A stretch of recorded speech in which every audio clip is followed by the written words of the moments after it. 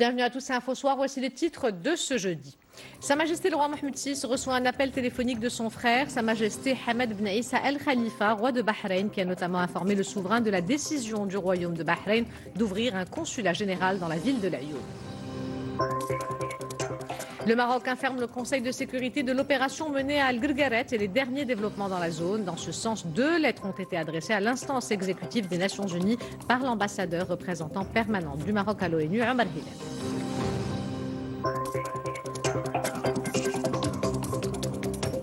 C'est une étape majeure pour relancer l'économie et soutenir les investissements dans ce contexte de crise. Le Conseil de gouvernement, réuni par visioconférence, adopte un projet de loi qui porte sur la création du fonds Mohamed VI pour l'investissement.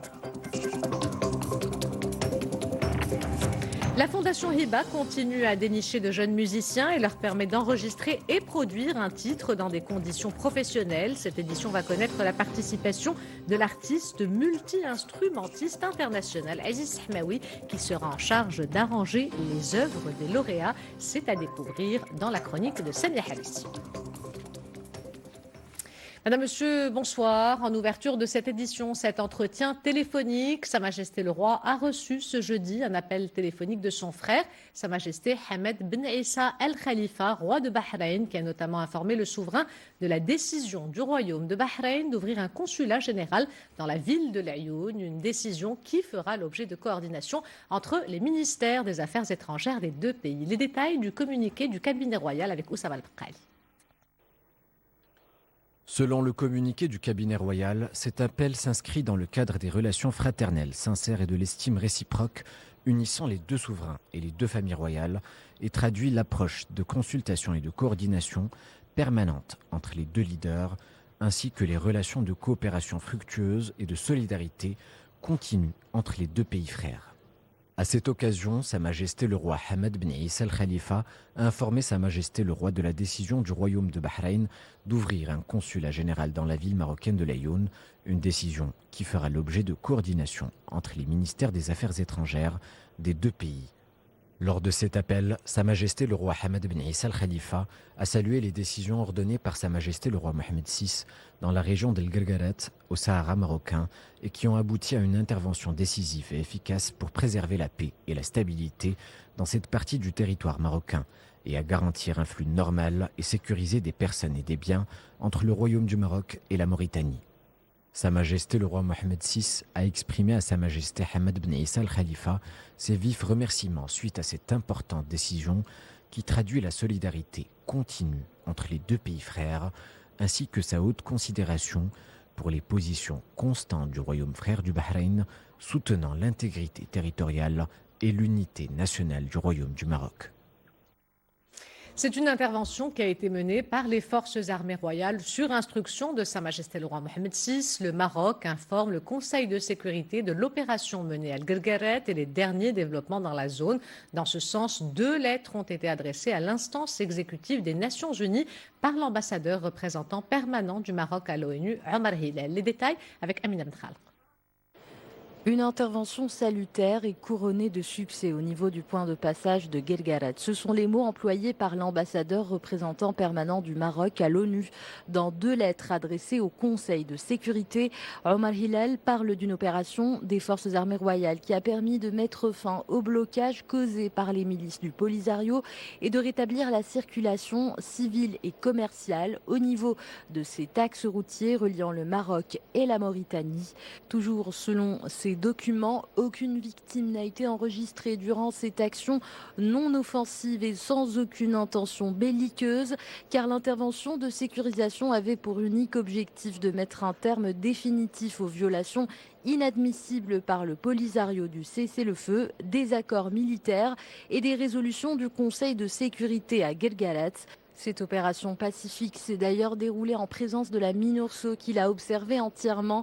Toujours selon l'ambassadeur représentant permanent du Maroc à l'ONU, cette action légitime a été saluée par le peuple marocain dans toutes ses composantes, particulièrement les populations du Sahara. Elle a également reçu un soutien fort et agissant de la part de la communauté internationale. Dans ses lettres, Omar Hilal a aussi informé les membres du Conseil de sécurité des questions abordées lors de l'entretien téléphonique entre Sa Majesté le roi Mohamed VI et le secrétaire général des Nations Unies le 16 novembre. Le souverain avait souligné qu'après l'échec de toutes les tentatives louables d'Antonio Guterres, le Maroc avait pris ses responsabilités dans le cadre de son droit le plus légitime et rétabli la situation à Guelgarat, tout en précisant que le royaume continuerait de prendre les mesures nécessaires pour assurer l'ordre et garantir une circulation sûre et fluide des personnes et des biens dans cette zone. Sa Majesté le roi Mohammed VI avait également précisé au secrétaire général de l'ONU l'attachement constant du Maroc au cessez-le-feu. Avec la même force, le royaume demeure fermement déterminé à réagir avec la plus grande sévérité et dans le cadre de la légitime défense contre toute menace à sa sécurité et à la quiétude de ses citoyens, avait affirmé le souverain. Le souverain avait également assuré au secrétaire général de l'ONU que le Maroc continuerait de soutenir ses efforts dans le cadre du processus politique, selon les lettres adressées par Omar Hilal à l'organe exécutif des Nations Unies.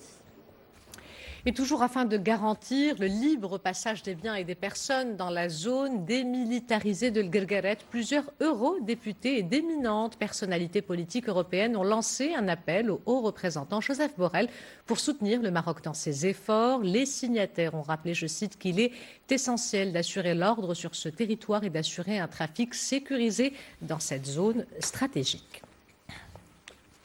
Établie aux quatre coins du monde, la diaspora marocaine soutient l'action menée par le Royaume pour rétablir la libre circulation à Guelgaret. La communauté marocaine installée en Allemagne ne cache pas sa fierté et salue une action pacifique et décisive. Jaziel Hmeri. Depuis le 13 novembre dernier, date à laquelle les forces armées royales sont intervenues à Guelgaret, les réactions de la diaspora marocaine dans le monde ne se sont pas fait attendre.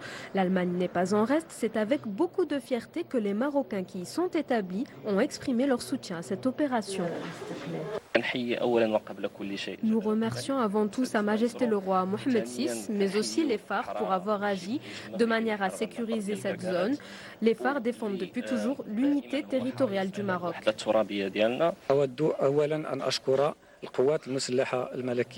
Nous remercions les phares pour leur intervention pacifique au moment opportun qui a permis de sécuriser le flux des biens et des personnes à travers la région d'El Guelgaret. Nous sommes en tant que Marocains du monde tous des soldats derrière Sa Majesté le roi. Et pour cause, depuis le 21 octobre dernier, des dizaines de civils et militaires du Polisario bloquaient la circulation dans les deux sens et ont mené des actes de banditisme. Lors d'une opération sans accrochage et sans menace pour la sécurité des civils, le Maroc avait alors agi naturellement dans l'application de sa souveraineté sur son territoire. En tant que Marocains résidant à l'étranger, nous sommes très heureux des décisions de Sa Majesté le Roi. Le Sahara est marocain et le restera toujours, quoi que l'on dise, quoi que l'on fasse. Le Sahara est marocain, le Sahara est au Maroc. Tous les citoyens marocains, qu'ils soient au Maroc ou à l'étranger, sont unanimes dans la condamnation des provocations du Polisario. De même, plusieurs pays ont exprimé leur soutien à l'action du Royaume. Direction Tanger, où les travaux de la réunion consultative de la Chambre des représentants libyenne se sont poursuivis hier avec la participation de plus de 110 députés représentant les différents courants politiques et zones géographiques de la Libye. Cette réunion vient s'ajouter aux rencontres interlibyennes organisées au Maroc visant à soutenir une solution politique à la crise, à commencer par le dialogue politique qui a abouti à la conclusion de l'accord de Srerat, puis les sessions du dialogue interlibyen tenu à Bosnera. Je vous le disais en titre, le Conseil de gouvernement réuni par visioconférence a adopté un projet de loi qui porte sur la création du Fonds Mohammed VI pour l'investissement. Le texte présenté par le ministre de l'économie intervient en application des instructions de Sa Majesté le Roi contenues dans le discours du trône du 29 juillet 2020 qui a défini les grandes orientations stratégiques à élaborer pour gérer la crise que connaît le Maroc en raison de la pandémie de Covid-19. Reportage Abdelhamid Lemorabit, le commentaire est de Amina Benkhar.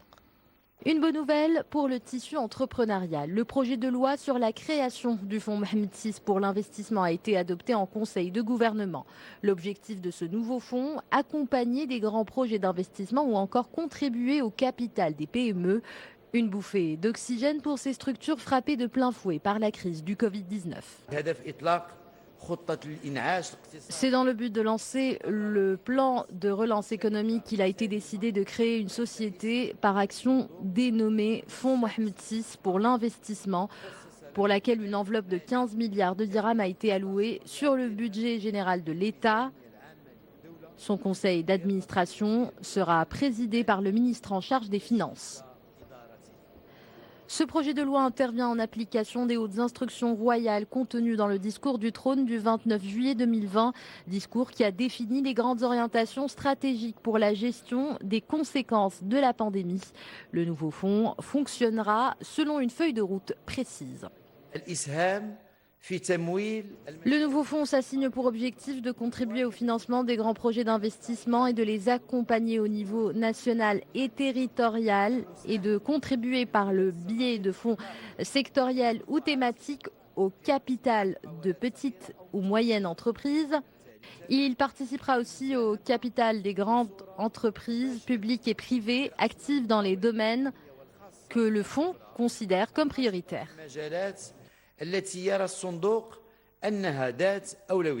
Au cours de ce conseil de gouvernement, l'exécutif a adopté plusieurs autres projets de décret. Il porte sur l'application de certaines dispositions de la loi portant interdiction de l'utilisation des sacs en plastique ou encore sur la réorganisation du centre cinématographique marocain. Arrêtons-nous à présent, comme tous les soirs, sur le compte-rendu quotidien de la situation épidémiologique au Maroc. Selon les dernières données du ministère de la Santé, 80 nouveaux décès ont été enregistrés ces dernières 24 heures, un intervalle durant lequel 4178 nouveaux cas d'infection ont été recensés au Maroc, un chiffre en légère baisse par rapport à hier. C'est toujours Casablanca-Stade qui arrive en tête des régions en termes de nouveaux cas avec 1473. Coup de projecteur maintenant sur cette ONG présente dans 134 pays dans le monde, celle de SOS Village d'enfants, dont la mission principale est d'accueillir les enfants et notamment les fratries sans soutien parental.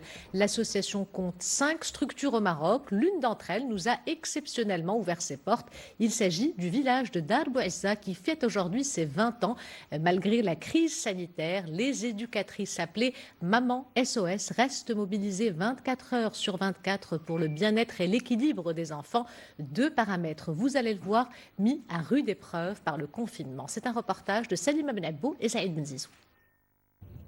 Être entouré d'amour, de bienveillance, profiter d'un cadre parental, d'une maison et être accompagné dans l'apprentissage scolaire, c'est ce qu'apportent les mamans SOS de l'association SOS Village d'enfants. Malika prend soin de 8 enfants, isolés, 6 jours sur 7. Parmi les 5 sites de l'association au Maroc, celui de Dar Bouezza en accueille pour le moment 24 au sein de 3 pavillons. 8 ont moins de 5 ans, la prise en charge dure en moyenne 20 ans. Chaque foyer est géré par une maman qui doit s'occuper de 8 enfants, de leur suivi scolaire, de l'alimentation, de l'entretien. Et pour y arriver, elle est bien entendu accompagnée par une équipe pédagogique pluridisciplinaire. Privés de cours et d'activités au début de l'épidémie, le Covid puis les mesures restrictives ont complètement chamboulé le quotidien de ces enfants déjà fragilisés. Des doutes aujourd'hui exprimés à travers une pièce de théâtre. Au niveau psychologique, des enfants qui sont enfermés, qui ne peuvent pas vraiment bouger, comment ils vont se développer, comment ils vont découvrir, Voilà, donc est-ce qu'on va être que dans un monde virtuel, on va tout voir à travers des écrans? Donc c'est là où nous on se dit, bon, comment on va faire?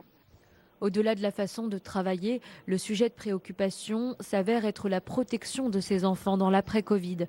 Pour trouver des réponses et ouvrir le débat, l'association a réuni une petite dizaine de professionnels de l'enfance.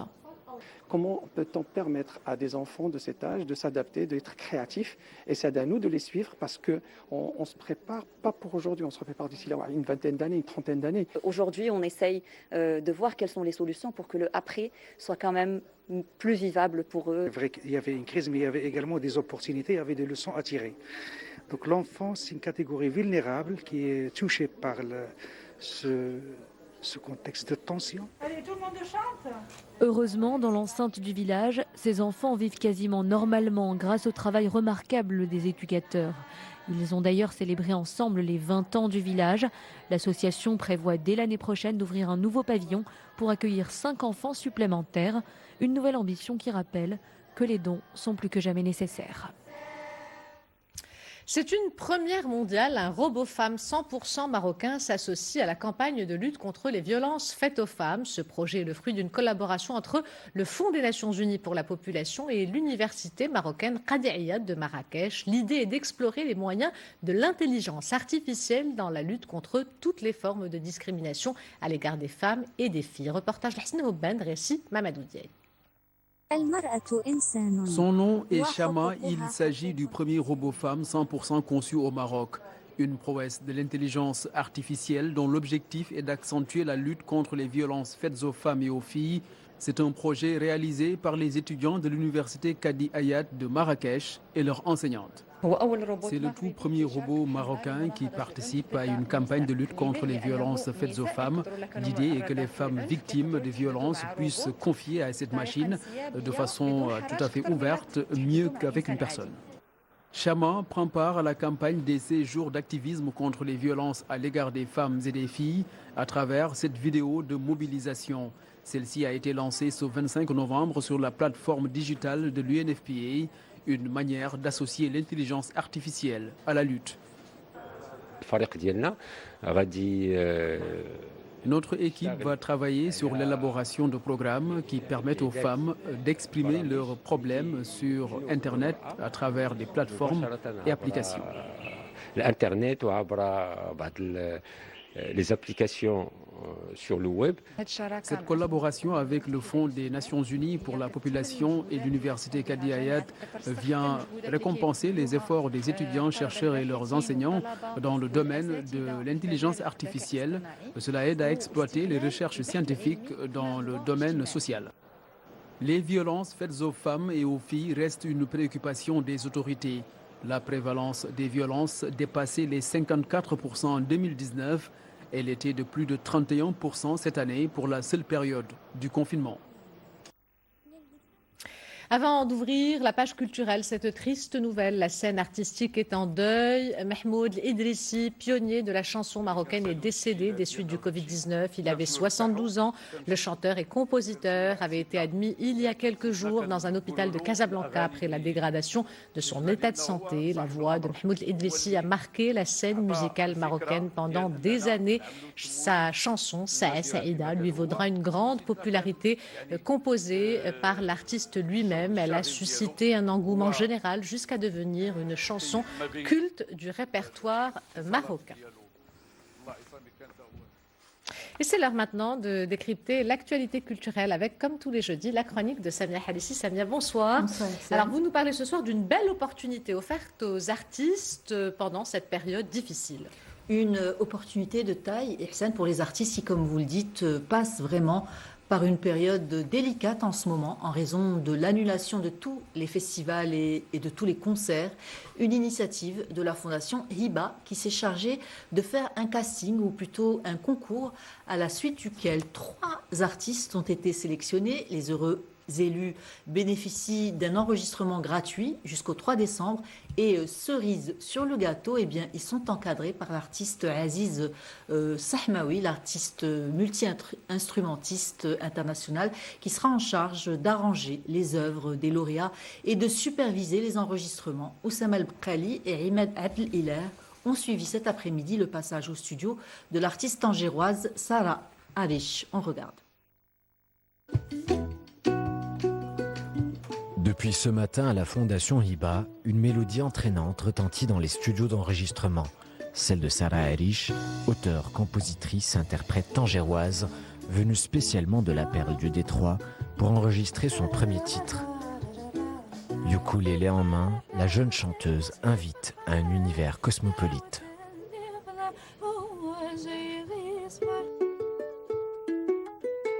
بديت بلا musique classique, chant lyrique, tout ce qui est chant baroque et médiéval et tout. Et aussi après واحد الوقت بديت في tout ce qui déjà كنت en même temps كنلعب tout ce qui est rock et tout. من بعد بديت tout ce qui est la musique jazz. Et après زدت انترست كثر الموسيقى اللي هي ديالنا ديال المغرب. C'est dans le cadre du programme Hiba Rec World Music que Sarah Arish, accompagnée de son groupe de musiciens, a été invitée par la fondation Hiba à enregistrer son titre. Ici, la jeune artiste a l'occasion de rencontrer un artiste marocain à la renommée internationale, Aziz Hmaoui, invité à produire les jeunes talents sélectionnés pour cette édition, ne manque pas de mots pour exprimer sa joie. Comment ne pas voyager dans la note? Comment ne pas partager le travail de l'autre? Comment ne pas aller dans la profondeur du travail de l'autre? Ce sont là des réflexes qui nous permettent d'installer un langage cohérent au sein de notre culture marocaine, au sein de nos traditions. Conseillée, accompagnée, Sarah Arish pousse sa voix mélodieuse et riche avec plus de force, révélant au passage ses inspirations, tantôt occidentales, tantôt africaines, tantôt marocaines, mais brillantes d'originalité. À présent, Fadma ou même les fourmis ont des ailes, un documentaire qui traite d'un sujet grave sur un ton léger. Alors le documentaire était en compétition, Ihsan, pour le prix du meilleur film, section internationale de la 61e édition du festival des Popoli à Florence la semaine dernière. Mais comme son thème est d'actualité, en pleine campagne internationale pour mettre fin à la violence faite aux femmes, j'ai pensé qu'il était utile d'en parler. Le documentaire est réalisé par Jawad Ralib. Fadma, ou même les fourmis ont des ailes, raconte l'histoire de Fadma, une jeune femme originaire de Casablanca qui va prendre la tête d'une rébellion de femmes contre l'autorité patriarcale dans un village berbère du nord du Maroc où elle passe ses vacances. Un village où les hommes font la sieste ou jouent au domino pendant que les femmes triment toute la journée. Puis à la source s'occupent des bêtes, bien sûr, et également de leur foyer et de leurs enfants. Déterminée à renverser l'ordre établi, Fadma initie les épouses du village au concept de l'égalité des sexes et les encourage à mener une grève en cuisine pour pousser les hommes à participer aux tâches domestiques. Tout le film est ponctué par le souffle court de ces femmes épuisées. Ihsan. Et on poursuit, Samia, avec votre agenda. Et on commence par le Festival des Andalousies Atlantiques, Ihsan, qui cette année ne résonnera pas dans les murs d'Essaouira, mais en ligne du 13 au 16 décembre. Le Festival international du cinéma et de la mémoire commune sera également virtuel du 14 au 19 décembre. Et enfin, l'artiste Mohamed Aboulouakar expose du 15 décembre au 16 janvier à la galerie Atelier 21 à Casablanca. Les visites s'organisent sur rendez-vous, Ihsan. Et un livre pour finir, Ihsan, La belle époque du théâtre municipal de Mazagan El Jadida. Un ouvrage écrit à 6 mains par 3 auteurs, Haj Abdelmajid Njdin, Mustafa Al-Khiyar et Moulay Ahmed Sdaïqi, qui relate l'âge d'or du théâtre municipal des Jadida de 1946 à 1954, une époque où Édith Piaf, Jean Marais, Gérard Philippe ou encore Maurice Chevalier étaient montés sur les planches de ce théâtre, Ihsan. Merci Samia, on vous retrouve la semaine prochaine pour une nouvelle chronique culturelle. Avant de nous quitter, ce rendez-vous à ne pas manquer ce soir sur 2M. Dans son édition du mois de novembre, Grand Angle vous propose une enquête sur le scandale des chèques de garantie imposés par les cliniques privées aux patients Covid-19 et leurs familles. Ensuite, Youssef Zouitni et ses équipes ouvrent une page d'histoire méconnue, celle de la rencontre entre Dr Abdelkrim El Khatib et Nelson Mandela lorsque Rabat soutenait le Congrès national africain dans la lutte contre l'apartheid. Et enfin, un hommage à la mémoire de Mohamed Mellehi, porte-drapeau de l'art contemporain marocain emporté par le coronavirus. C'est ce soir sur 2M à 22h40. Il me reste à vous rappeler l'une des principales informations de ce journal. Sa Majesté, le roi Mohamed VI, a reçu ce jeudi un appel téléphonique de son frère, Sa Majesté Hamad bin Issa Al Khalifa, roi du royaume de Bahreïn. Cet appel s'inscrit dans le cadre des relations fraternelles sincères et de l'estime réciproque unissant les deux souverains et les deux familles royales. À cette occasion, Sa Majesté le roi Hamad bin Issa Al Khalifa a informé Sa Majesté le roi de la décision du royaume de Bahreïn d'ouvrir un consulat consulat général dans la ville marocaine de l'Ayoun. Lors de cet appel, Sa Majesté le roi Hamad Ben Issa Al Khalifa a salué les décisions ordonnées par Sa Majesté Mohamed VI dans la région de l'Guerguerat au Sahara marocain et qui ont abouti à une intervention décisive et efficace pour préserver la paix et la stabilité dans cette partie du territoire marocain et à garantir un flux normal et sécurisé des personnes et des biens entre le Royaume du Maroc et la République islamique de Mauritanie. Voilà, c'est la fin de cette édition. L'information se poursuit sur notre site 2m.ma et sur l'application My2m. Le prochain journal Al Masaïa vous sera présenté par le Hussi Nouzik juste après Grand Angle avec Youssef Zouitni. Demain à cette même place, Mehdi Soufiane. Quant à moi, j'aurai le plaisir de vous retrouver lundi si tout va bien. En attendant, portez-vous bien et excellente soirée à tous.